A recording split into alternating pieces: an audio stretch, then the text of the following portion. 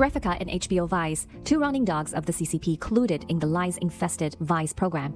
Graphica escalated from providing a cover for CCP's online influence campaigns, which used hijacked and fake accounts attacking Miles and the Hong Kong protesters, to directly assaulting Miles and the followers of the whistleblower movement, whom, according to Graphica's findings, used authentic social media accounts to distribute information.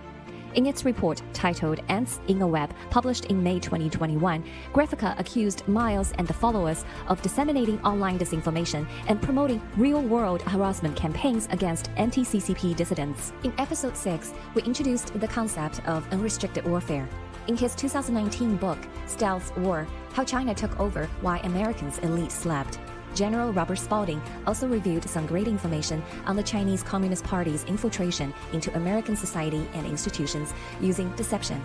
Substituting truth with falsehood is the most pivotal key to CCP's success. Through rogue media like HBO Vice and investigation reports mixing real information with disinformation done by Graphica, the CCP has effectively implanted falsehood in people's minds. Without firing a single bullet, the CCP has kept winning the war against democratic countries until Miles and the whistleblower movement came along. In the Spy series, so far we have spent 11 episodes painstakingly walking you through these deceptions. Isabel Yang, a brave award-winning reporter fighting for human rights in war-torn parts of the world. Wei Jianshan, a successful venture capitalist committed to channeling a better relationship between China and America. Graphica, a credible social media tech intelligence agency dedicated to exposing disinformation and foreign influence operations. Every fiction writer knows the deadliest villain is the one no one saw coming. Of course, for these villains to work effectively, they have to earn people's trust first. It is why they all look convincing and spotless to most people from outside. We will now introduce the next villain, anti-CCP dissidents, mentioned in Graphica's Ants in a Web. Although every phony anti-CCP dissident has his or her uniqueness, here we only provide you with some general background information on this group. We leave the specifics to the next episode. Where did these phony pro-democracy activists come from? Two subgroups emerged. The first group was once genuine pro-democracy activists. However, they learned over time that standing up against a powerful totalitarian state has dire consequences. They lost strength after experiencing pain and adversity in life. When the CCP targeted these individuals using temptations, threats, and coercion, they caved in.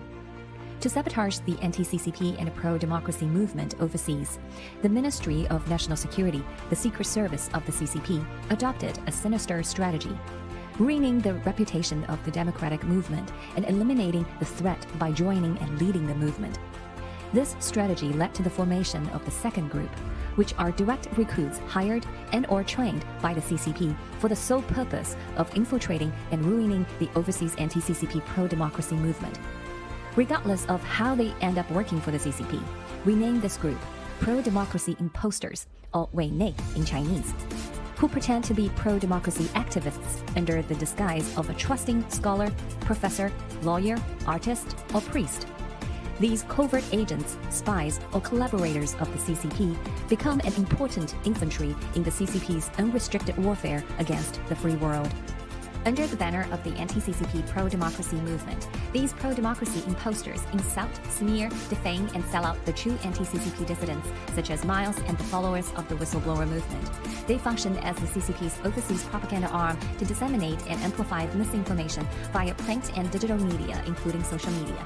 They infiltrate various levels of Western government and institutions, civilian organizations, communities, and professional societies. They spy on other Chinese people who fled China to pursue democracy, and then corrupt and coerce them into working for the CCP, or disencourage them from opposing the CCP. They pose a real threat to civil societies. So what price a real anti-CCP warrior has to pay? We will let Miles tell you that. Then I go to the terrorist screen, I go to purchase. They are kill me because I purchased the student I gave the money, donate the money. They arrest me, kill my brother in front of me in my face. They send me jail. It's the 22 months. They are killing this, this, and the cop. 8 months torture me. I look at the body. You don't know, everything painful, everywhere. My mother died because this. They kill my brother.